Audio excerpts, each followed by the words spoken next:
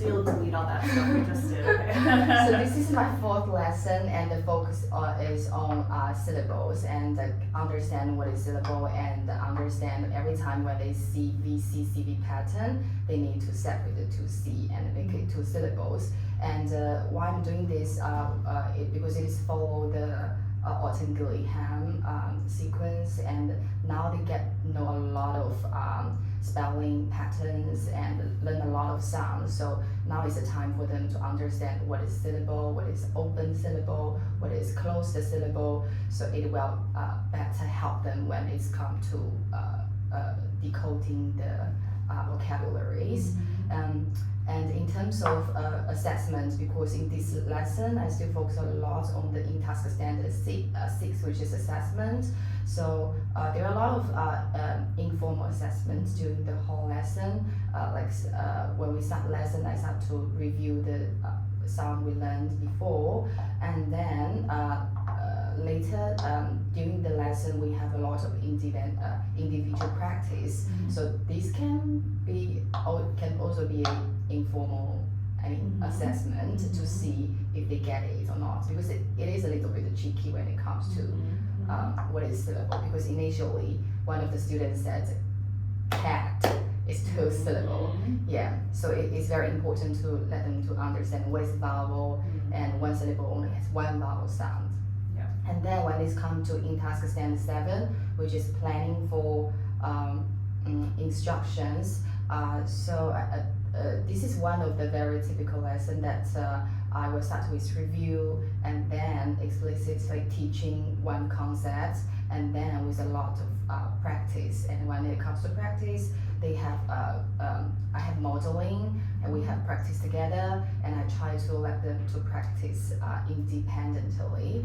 But I just feel like I don't know what I can do here. I feel like we've been working for so long, and I always chunk all of my activities, so that's why I can hold their attention. That's a good thing. But another thing, I just feel like they kind of like spoiled. So if I give them longer tasks, independent work, they kind of like refuse to do it by themselves. They always want me to hold their hands to do it together and finish one thing as soon as possible. So that's what I'm thinking, that is there anything I can do to help them to be more independent.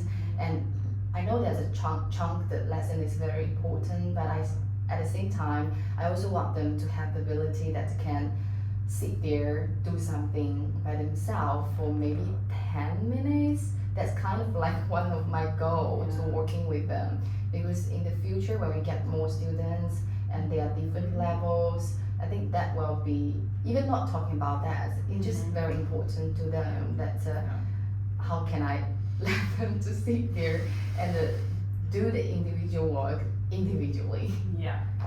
That's like building that stamina is so important. And you're right, like they are a bit spoiled because you were one-on-one for a really long time with some of your students, and now you brought in another student. So you're right, as the groups get a little bit bigger, it's kind of a necessity to build their stamina and working independently. I think maybe just creating blocks in activities where they have to sit longer, and maybe give them a timer. Say, okay, Donna, you go work over at that table over there. Set your timer for 5 minutes, and come back when you need to be writing the entire time. And you can use little tools and tricks like that, because kids really like timers, sand timers.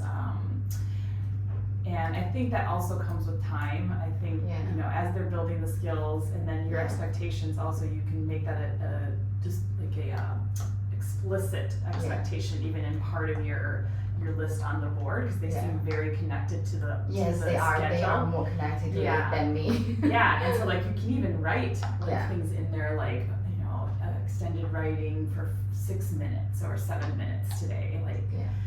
Just trying to build that stamina. It's very important. Kids that really struggle, they do struggle to work independently in the classroom because things are harder. And so I think it's a great goal, and it's something that's difficult, and it will come with time and little tricks to try to build that 1 minute by 1 minute. I think that will be one of the very important goals that I want to help them to be able to work independently.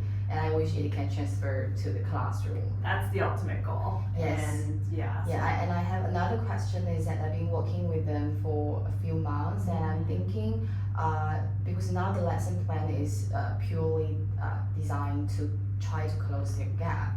Now I'm thinking, is it possible for me to integrate some of the elements from the classroom? Like for example, they are doing poem. Is that possible for me to like try to put some elements in the learning support as well? Because one thing is that I wish the homeroom teacher can also see some progress in the classroom. Another thing is that I just want to make their life easier. Yeah, but it seems like a lot of teachers have different ideas about that. Yeah, so. Yeah, that's a tricky thing to navigate as a special education teacher. It's always really helpful to connect what you're doing to the classroom.